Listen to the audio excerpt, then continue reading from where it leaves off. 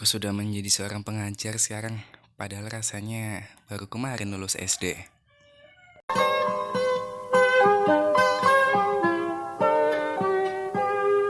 Pagiku cerahku, matahari bersinar, ku gendong tas merahku di pundak. Selamat pagi semua, ku nantikan dirimu di depan kelasmu, menantikan kami.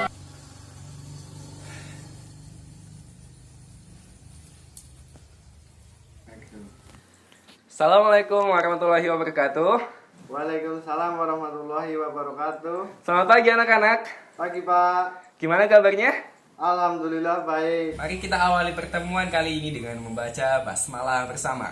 Bismillahirrahmanirrahim. In the name of Allah, the most gracious, the most merciful.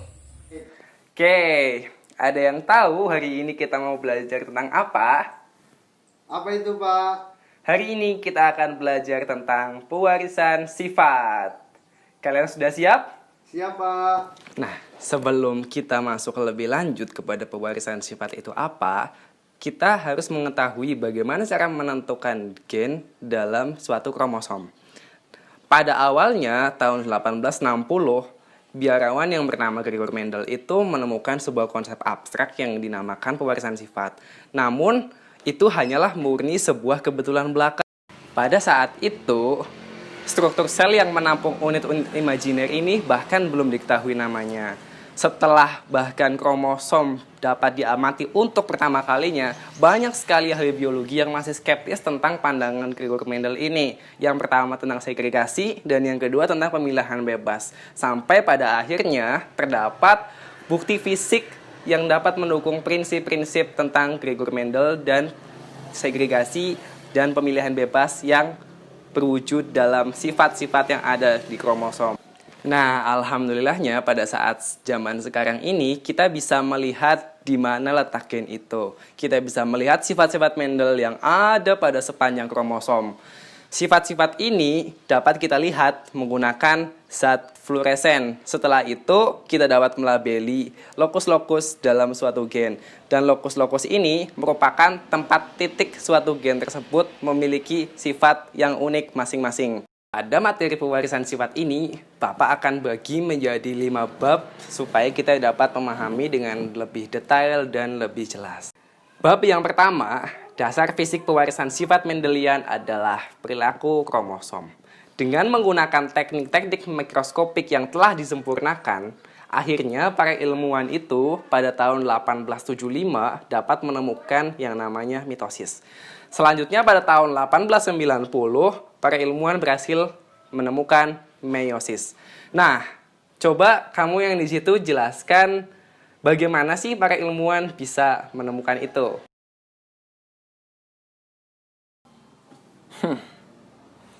Disiplin ilmu genetika dan ilmu sitologi mulai berkonvergensi ketika para ilmuwan telah menemukan hubungan antara kromosom dan pewarisan sifat. Dalam hal ini adalah perilaku kromosom dan perilaku faktor-faktor pewarisan sifat yang diajukan oleh Gregor Mendel pada siklus hidup seksual. Setelah itu hasilnya adalah kita dapat mengetahui bahwa kromosom dan gen sama-sama berpasangan dalam sel diploid. Nah, betul sekali, shoutout buat kamu. Selanjutnya, kromosom-kromosom homolog akan memisah dan bersegregasi pada saat meiosis. Dan fertilisasi akan mengembalikan hubungan berpasangan antara kromosom dan gen. Selanjutnya, pada tahun 1902, Theodore Boveri dan Walter S. Sutton serta ahli-ahli biologi lainnya mulai menyadari antara hubungan faktor-faktor ini. Kemudian semenjak saat itu, teori tentang kromosom dan pewarisan sifat mulai berkembang. Theory of Chromosome and Inheritance. Setelah itu, mereka sama-sama mensepakati bahwa gen-gen Mendelian memiliki lokus atau titik yang spesifik di sepanjang kromosom. Serta kromosom inilah yang mengalami segregasi dan pemilahan bebas. Teori Mendelian ini juga mendapat banyak sekali dukungan dari para ilmuwan biologi. Salah satunya itu pada awal abad ke-20, seorang embriologi bernama Thomas Hunt Morgan dari California University berhasil mengasosiasikan suatu gen dan suatu kromosom. Meskipun pada awalnya beliau skeptis dengan teori Mendelian dan teori kromosom, namun penelitian-penelitiannya akhirnya berhasil memberikan bukti bahwa kromosom itu adalah suatu unit pewarisan sifat yang sama dengan teori Mendelian. Nah, pada percobaannya ini, Thomas Van Morgan juga memiliki sebuah spesimen yang mana dia khususkan untuk menemukan kromosom dan gen. Ada yang tahu apa spesimen yang beliau gunakan untuk dapat meneliti gen dan kromosom ini? Nah, coba kamu ya yang di tengah. Apa, Pak? Hah? Oh iya. Jadi begini. Percobaan Morgan itu identik dengan percobaan pewarisan sifat X pada Drosophila melanogaster yang matanya itu memiliki perbedaan atau mutan.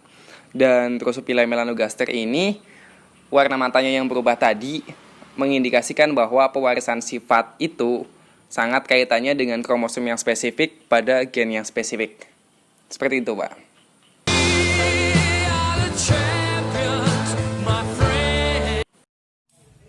Nah, betul sekali, shoutout buat kamu. Oke anak-anak, kita saatnya masuk ke bab yang kedua. Bab yang kedua ini adalah gen tertaut seks menunjukkan pola pewarisan sifat yang unik. Pada bagian ini kita akan lebih mengulas mendetail mengenai kromosom secara lebih rinci, mengenai dasar kromosomal jenis kelamin pada manusia dan hewan lainnya. Oke, yang pertama kita masuk ke dasar kromosomal jenis kelamin. Seperti yang kita ketahui, jenis kelamin pada manusia itu ada XX dan XY. Sementara pada insekta, belalang, dan sebagainya itu XX dan X0. Sementara pada unggas, ayam dan burung sebagainya itu ZZ dan ZW. Dan yang terakhir pada lebah dan semut kebanyakan menggunakan diploid dan haploid. Pak, saya mau tanya, Pak. Wah, numen apa dia mau nanya? Bahagia banget saya rasanya. Nah, iya boleh. Tapi kalau sebelum kamu nanya itu bajunya dirapihin dulu ya. Oh iya dirapihin.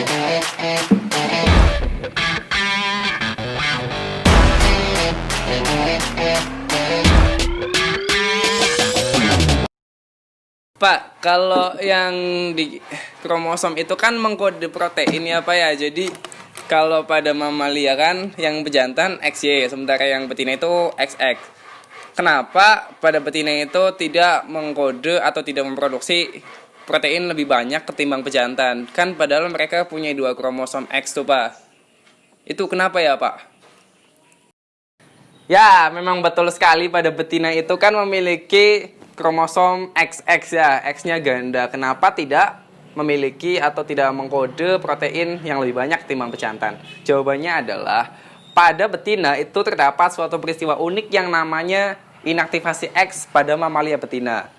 Nah, si X ini terinaktivasi atau diinaktivasi pada saat pembentukan embrio. Alhasil, hampir semua kromosom X pada betina ini diinaktivasi dan menjadi sebuah bentuk padat yang bernama badan bar.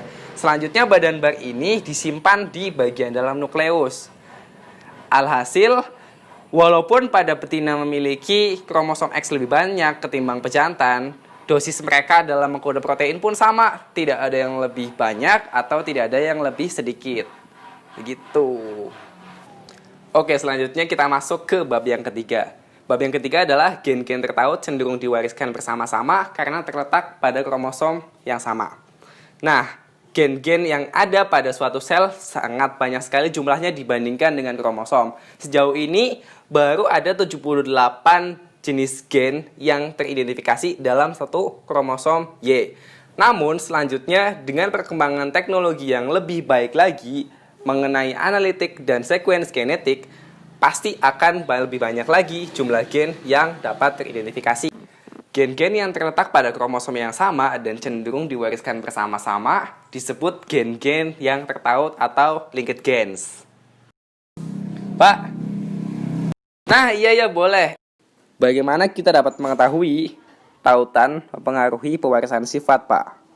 Nah, jadi begini jawabannya. Pada percobaan Morgan, kita bisa menyimpulkan bahwa gen-gen untuk faktor ukuran sayap dan warna tubuh dihasilkan dalam satu kombinasi spesifik atau kombinasi parental. Karena gen untuk faktor ini terletak pada satu kromosom yang sama. Akan tetapi, terdapat juga hasil yang menunjukkan dua fenotip non-parental. Maka dari itu kita bisa simpulkan juga bahwa faktor untuk gen warna tubuh dan ukuran sayap nampaknya hanya terpaut sebagian saja dalam satu genetik. Oke anak-anak, selanjutnya kita masuk ke bab yang keempat. Perubahan struktur dan jumlah kromosom dapat menyebabkan kelainan genetik. Nah, jumlah kromosom abnormal aneuploidi dapat disebabkan oleh gagal berpisah saat meiosis. Ketika gamet normal menyatu dengan gamet yang memiliki salinan lebih dari satu atau tidak memiliki salinan kromosom tertentu, maka zigot dan sel-sel keturunannya dapat memiliki salinan lebih dari satu, disebut trisomi, atau tidak memiliki salah satu salinan, disebut monosomi. Di sisi lain, poliploidi adalah keadaan gagal berpisah total atau complete non-disjunction selama pembentukan embrio. Kemudian perubahan struktur kromosom ini dapat mengakibatkan delesi, inversi, duplikasi, dan translokasi. Kemudian, perubahan ini juga dapat berakibat pada keadaan fenotip. Pak, contohnya apa ya untuk kelainan pada struktur kromosom? Pertanyaan yang bagus sekali. Jadi gini ya, salah satu perubahan struktur itu bisa menyebabkan penyakit. Dalam hal ini bisa saja translokasi kromosom yang dapat menyebabkan kanker. Contohnya salah satunya adalah leukemia mielogen kronik. Kejadian ini terjadi pada saat pembelahan kromosom mengalami translokasi pada saat mitosis. Dan translokasi ini terjadi secara resiprokal pada sel-sel yang akan menjadi sel darah putih. Seperti itu. Oke anak-anak, kita akan masuk ke bab yang kelima, yaitu beberapa pola pewarisan sifat merupakan pengecualian teori kromosom standar. Nah, pada bab kelima ini kita akan mendeskripsikan tentang dua pengecualian yang normal terjadi pada teori kromosom Mendel. Yang pertama itu kasus kromosom Mendel yang melibatkan gen-gen di dalam nukleus, dan yang kedua yang melibatkan gen-gen di luar nukleus. Pada kedua kasus ini, peran orang tua dalam menyumbangkan alel sangat mempengaruhi faktor pewarisan sifat. Sebelumnya apa ada yang sudah tahu beberapa aplikasi untuk menjadikan teori pengecualian kromosom standar ini? Saya tahu, Pak.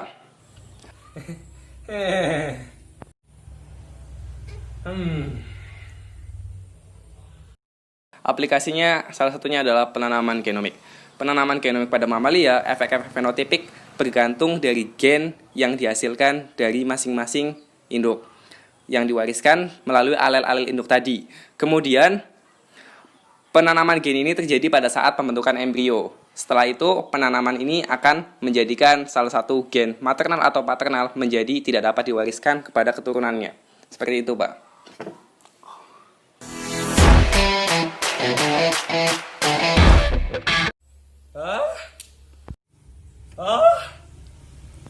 Ya, betul sekali. Yang tadi kamu sebutkan, penanaman genomik juga salah satu pengaplikasian dalam teori ini. Pertemuan kali ini selesai. Mari kita akhiri pertemuan kali ini dengan membaca hamdalah bersama. Alhamdulillahirabbil alamin. All precious and thanks be to Allah, the Lord of the world.